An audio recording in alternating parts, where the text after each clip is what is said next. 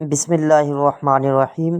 تو ضمیر پڑھنے کا طریقہ یہ ہے کہ جو بھی ضمیر ہے اس کا ماقبل دیکھیں گے، اگر اس کے اوپر زبر یا زیر ہے، ٹھیک ہے، ہم نے دیکھنا کیا ہے، زبر ہے یا زیر ہے، یعنی ایک ضمیر ہے اور اس سے جو پہلا حرف ہے اس کے اوپر اگر زبر آ جائے تو پھر ہم ضمیر کو خالص ضمہ کے ساتھ پڑھیں گے، یعنی الٹی پیش کی صورت میں۔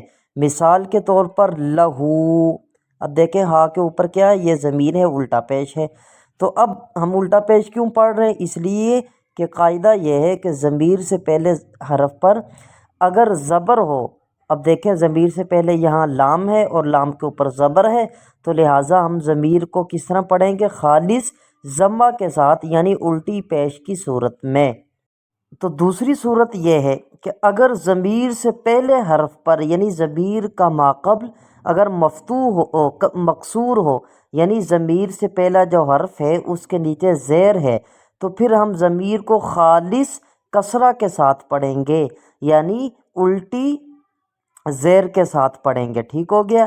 مثال کے طور پر جیسے بھی، اب دیکھیں بھی ہی ضمیر ہے، ہم کھڑی زیر، یہاں الٹی زیر پڑھ رہے ہیں جس کو کھڑی زیر بھی بول سکتے ہیں۔ کیوں پڑھ رہے ہیں بھائی؟ قاعدہ یہ ہے کہ اگر ضمیر ہو اور اس سے پہلے حرف کے نیچے زیر ہو تو پھر ضمیر کو الٹی زیر کے ساتھ، یعنی کھڑی زیر کی صورت میں پڑھیں گے، جیسے بھی، اب با کے نیچے زیر ہے اور یہ ضمیر سے پہلے زیر آئی حرف کے نیچے، تو لہٰذا ہم ہی ضمیر پڑھیں گے اس کو۔ تیسری صورت یہ ہے کہ اگر ضمیر کا ماقبل حرف ساکن ہے، ٹھیک ہے، یعنی دیکھیں گے کہ یا ساکن ہے یا غیر ساکن ہے۔ اگر تو یا ساکن ہے، ٹھیک ہے، تو پھر ہم اس ضمیر کو سادہ کسرہ کے ساتھ پڑھیں گے، یعنی جس طرح زیر ہوتی ہے زیر کے ساتھ، جیسے فی ہی۔ اور چوتھی صورت یہ ہے کہ اگر یا غیر ساکن ہے تو پھر کیا چوتھی صورت بنتی ہے کہ پھر ہم ضمیر کو سادہ ضمہ کے ساتھ پڑھیں گے، ٹھیک ہے، ہم کس کے ساتھ پڑھیں گے؟ سادہ ضمہ کے ساتھ۔